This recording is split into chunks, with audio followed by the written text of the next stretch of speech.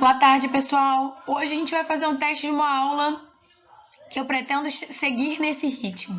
Sempre disponibilizar a teoria para vocês e só entrar para a gente conversar, bater um papo dos pontos mais importantes, fazer algumas questões que eu acho que com isso a gente vai render mais.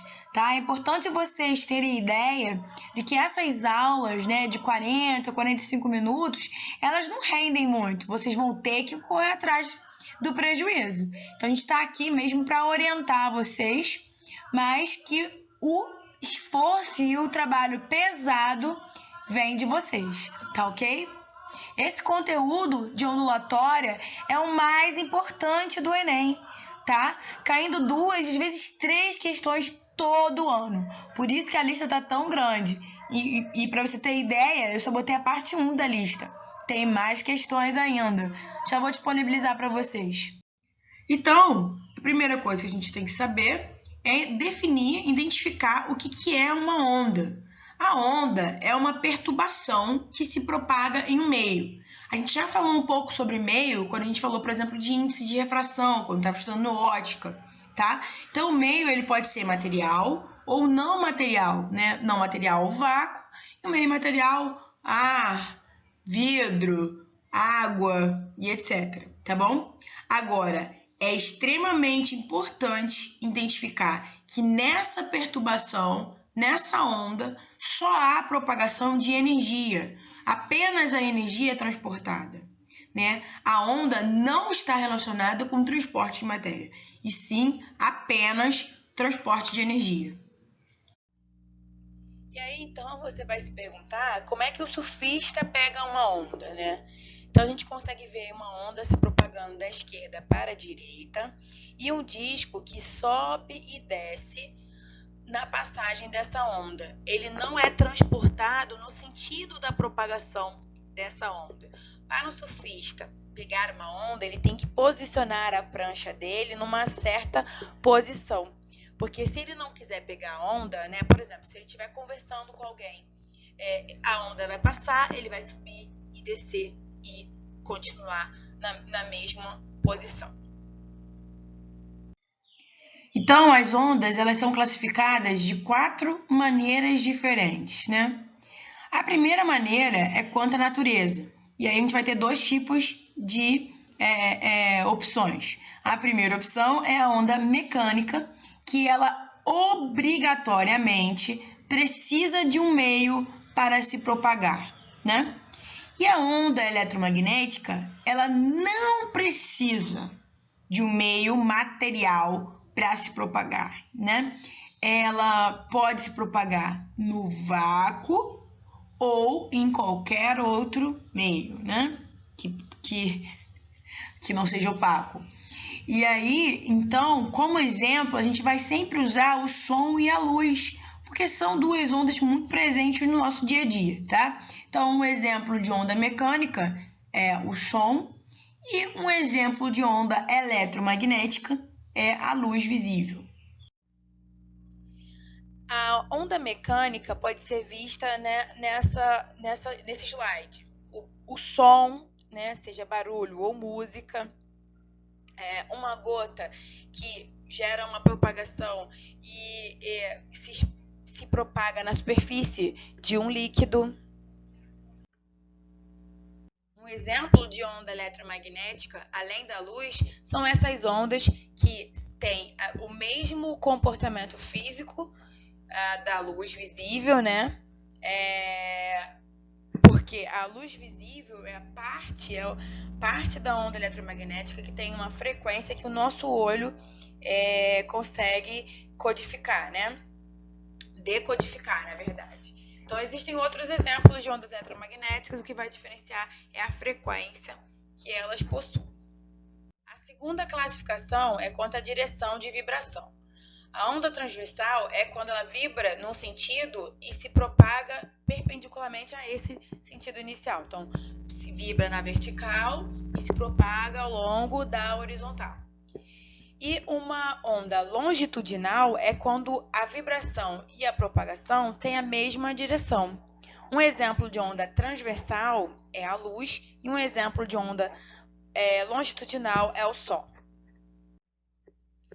A onda longitudinal, você pode pensar numa mola, daquelas molas de plástico de brinquedo, e você coloca ela na horizontal e começa a dar pequenos empurrões nela. Você vai ver esse pulso, essa energia se propagando também na horizontal. E um bom exemplo de onda transversal, e até mesmo um exemplo de onda mecânica, é a ola, né? A ola, a vibração é para cima e para baixo, mas o que é passado, a energia, ela é transferida na horizontal. Então, ela vibra na vertical, tá ok? E a energia, somente a energia, você não se movimenta levando essa energia, você só vibra. Essa energia é propagada na horizontal. A terceira classificação é quanto à direção de propagação, tá? Pode ser unidimensional nesses copinhos de plástico ligado por um barbante, que a gente brincava antigamente. Pode ser bidimensional, ou seja, na superfície de um lago, ou pode ser tridimensional, a minha voz, ou uma antena que esteja captando ou produzindo algum sinal. Por último, a forma da onda, ela vai analisar a posição da onda, como essa posição varia em cada momento, tá? Para isso, a gente precisa introduzir o conceito de frente de onda. A frente de onda, ela corresponde a uma região, ela é uma região, pode ser um ponto, uma linha, uma superfície, que vai ser composta por elementos de mesma fase, né? Ou é crista, ou é vale, tá? Tem que estar a mesma fase. E essa frente de onda, ela separa os locais de perturbação dos locais sem perturbação. E uma característica muito importante é que essa frente de onda, ela separa, né? A distância entre duas frentes de onda é uma distância de um tamanho de um comprimento de onda, tá? Então, deixa eu tentar ver se eu pego a minha canetinha aqui. Aqui a gente tem a primeira classificação, que é unidimensional, é um ponto. Eu vou utilizar o ponto mais alto da crista para chamar de frente de onda. E é só um ponto que vai representar essa frente de onda. As ondas bidimensionais retas, né? É uma onda, por exemplo, imagina num aquário, eu tentei achar o experimento, eu vou tentar ver se eu consigo fazer esses experimentos. Imagina uma cuba de vidro, tá? Onde você pega uma régua e você começa a criar uma perturbação na água que está dentro dessa cuba. Ela vai gerar uma propagação em linha reta, né? Em retas bidimensionais. Então, aqui está a frente da onda, né? E a distância entre duas frentes de onda, né? Deixa eu desenhar, que acho que fica melhor. A distância, né? De vermelho não vai dar, né? Amarelo. A distância entre duas frentes de onda, né? Vai ser considerado como um comprimento de onda, tá? Um pouco mais intuitivo do que a perturbação com a régua, né? Tem, por exemplo, uma superfície de um lago onde você joga a pedra, ou você, por exemplo, deixa uma bacia e você vai pingando, né? Vai deixando uma gota pingando numa certa periodicidade, né?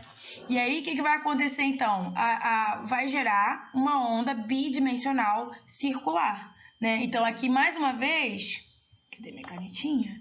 Eu tenho as frentes de onda, né? Então, a distância, isso é o mais importante, a distância desse ponto aqui, que é uma frente de onda, até a próxima frente de onda, é um comprimento de onda, tá?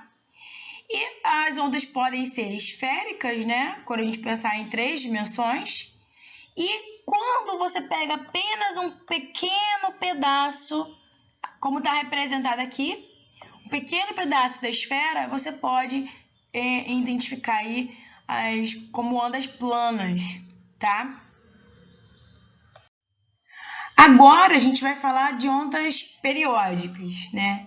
Lembrando que a onda é uma perturbação, são um conjunto de pulsos, Mas, quando a gente trabalha especificamente com ondas periódicas, a gente vai analisar pulsos que são dados em espaços iguais, são periódicos, tá? Então, imagina que eu tenho uma corda, por exemplo, esticada em sua posição de equilíbrio. E aí eu dou um pulso. Esse pulso vai se propagar por toda a onda. Mas ao ficar dando pulsos periódicos, né, eu vou ter, então, uma onda sendo formada. E dependendo da energia que eu forneça, né, a essa corda, então imagina aí quem é crossfiteiro, né? Você está lá com aquela corda naval e você está de má vontade. Você vai conseguir uma amplitude bem baixa. Então, a amplitude é o quanto se deslocou da posição de equilíbrio em relação ao ponto mais alto, que a gente chama de crista, e a região do ponto mais baixo, ou, né, o vale. Então, a amplitude pode ser tirada em relação ao vale ou em relação à crista, tá? Agora, se você está no gás, seu objetivo é projeto, não é projeto verão 2021, mas é projeto melhoria de vida. Eu tô nessa vibe de dieta, gente. Ai, fazer dieta é muito difícil. Mas tudo bem. E aí, o que acontece, então? A energia que você fornece, né? Tá na vibe lá do crossfiteiro. Você vai dar muita energia, então a amplitude vai ser maior, tá? Outra noção, né, que a gente tem que ter é o comprimento de onda, tá? Que acaba que a gente já falou em vários momentos, mas agora definindo especificamente o que é o comprimento de onda, é a menor distância entre dois pontos que estão em mesma fase. E aí você pode tirar da crista com a crista, você pode tirar do vale com o vale, você pode tirar desse ponto aqui, ó, esse ponto aqui é um ponto de interseção, vale, ponto de interseção e uma crista. Então, eu vou andar de novo até achar outro ponto exatamente igual, de mesma fase. Ah, serve esse aqui com esse aqui? Não, porque é a menor distância entre dois pontos de mesma fase. Tem outro ponto aqui, serve esse com esse, tá bom? Às vezes você vai precisar identificar o comprimento de onda através do desenho, de um gráfico, de uma representação, tá bom? E o período, né? Já que a gente está falando de ondas periódicas, o período e a frequência são duas grandezas que vão ser importantes. A gente já viu essas grandezas quando a gente falou de movimento circular uniforme, né? Então, vale a pena relembrar. O que é o período? O período é tempo, tá? Ele marca o tempo necessário, nesse caso aqui, para formar um comprimento de onda. Então, é o tempo para ser formado esse comprimento de onda. O tempo no sistema internacional vai ser medido em segundos. E a frequência? A frequência é o inverso, né? Ela vai ser o número de comprimentos de onda que passa para aquele ponto, né? Em um tempo, em uma unidade de tempo, que no caso aqui, por segundo, que a gente chama de hertz. Então, a frequência é o inverso do período. E a frequência, então, né, ela é a principal característica da onda. Nas próximas aulas, nós vamos falar sobre fenômenos ondulatórios e nós vamos falar da frequência o tempo inteiro. A frequência, ela funciona como uma impressão digital. E no som, ela produz notas musicais diferentes. Na onda eletromagnética, tipos de ondas diferentes. E mesmo dentro do visível, cores diferentes, tá? E nada pode alterar a frequência de uma onda, a não ser que você mude a fonte, né? Especificamente a fonte, você vai lá, muda, aí sim você consegue mudar a frequência. Pelo menos no tom de voz, por exemplo, né? Você pode falar mais grave ou você pode falar mais fininho, tipo, voz bem fininha, tipo da minha sogra, muito bonita. E aí, a frequência, então, é muito importante. Ela pode ser medida, né, através do número de oscilações dividido pelo intervalo de tempo. E aí a gente pode ter os múltiplos do hertz, o quilo, o mega e o gigahertz, tá? Então, como eu falei para vocês aqui, a gente tem dois quadros, um com as frequências das notas musicais, né? Nós vamos ter uma aula falando sobre acústica, não sobre música, porque eu não sei tocar, mas sobre acústica. E a gente tem aqui a frequência da cor da luz no espectro visível. Abaixo dessa frequência aqui, nós temos o infravermelho, que a gente não consegue visualizar. E acima dessa frequência, nós temos o ultravioleta, que nós não conseguimos visualizar. Aqui, então, a gente tem um dos principais slides, porque a gente vai ter a equação fundamental da onda, tá? A equação fundamental da onda, ela vai ser derivada da equação da velocidade média, tá? Como a gente tem são pulsos periódicos, a velocidade ela é constante, então a gente vai colocar no lugar do ΔS o comprimento de onda. E no lugar do ΔT, o tempo que demora para formar um comprimento de onda, que é o período, tá? Então, a velocidade é igual a lambda sobre o período. Como a frequência é a característica mais importante da onda, e a frequência é o inverso, né, desse período, então, a gente tem a equação V igual a lambda F. Velocidade é igual ao comprimento de onda vezes a frequência. E a velocidade de propagação da onda tem a ver com o tipo de onda, né? Com a natureza dessa onda. Então, aqui mais uma vez comparando o som com a luz. O som é uma onda mecânica, ela precisa de um meio para se propagar. Então, no vácuo, a velocidade dela é nula. Mas quanto maior a refringência, quanto maior a densidade do meio, maior vai ser a velocidade do som, tá ok? Diferente, né? Isso a gente tem numa onda mecânica. Diferente do que a gente tem numa onda eletromagnética, que ela não precisa de um meio para se propagar, né? Então, ela vai possuir a maior velocidade no vácuo e conforme ela vai para meios mais refringentes, mais densos, ao interagir com o meio, ela perde energia e com isso ela perde a velocidade. Então, no ar a gente considera bem próximo do vácuo, mas, por exemplo, na água já cai aqui significativamente, né? Então, essa aqui seria a velocidade da luz na água. Então, é importante identificar também que para a gente comparar essas duas grandezas, a unidade é diferente, tá? Aqui a gente está em 340 metros por segundo e aqui a gente tem 300 mil quilômetros por segundo. Então, a velocidade da luz é muito maior do que a do som. Por isso, a gente vê primeiro o relâmpago, né? Que é a radiação eletromagnética emitida no raio, e depois a gente ouve o trovão, tá? Por causa da diferença dessa velocidade da luz muito maior do que a velocidade do som, tá?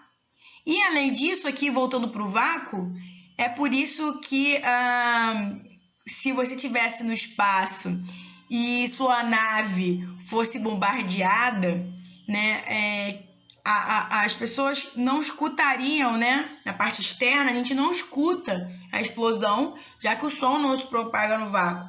Tem um filme, o Guardiões da Galáxia 2, que eles usam isso aqui muito bem, eu achei que ficou bem legal, eu nem gostei tanto do filme. Tem uma cena que a nave dele tá sendo bombardeada, né, deles. Aí tem uma parte que eles filmam fora da nave, aí é um silêncio absurdo, e depois filma dentro da nave e eles gritando desesperados, né? Então, em geral, o cinema não retrata isso, as explosões também vêm em seguida do som, né? Só que eu imagino isso como uma licença poética, né? Alguns detalhes da física que são deixados de lado ou mudados para poder dar mais intensidade para a cena e por aí vai. Mas então o som não se propaga no vácuo, tá? Então não adianta gritar. Se você tiver, tipo assim, imagina que você tá na nave e de repente sai da nave e você quer gritar para alguém, não adianta, tá bom? Por último, a gente tem aqui a lei de Taylor, que vai analisar a velocidade de um pulso, né, de uma onda se propagando numa corda, tá? Então, vai depender do comprimento da corda, que é o L, da massa da corda, e com a massa e o comprimento, a gente vai falar de uma densidade da corda, uma densidade linear, né, que é calculada através de quanto de massa está distribuído no comprimento da corda, tá? E a gente vai precisar da tração, que é a força que essa corda está sendo tracionada, né, esticada. Então, a velocidade ela vai depender da raiz da tração dividido pela densidade linear. Com isso, a gente consegue calcular a velocidade da propagação de um pulso numa corda. Então, é isso.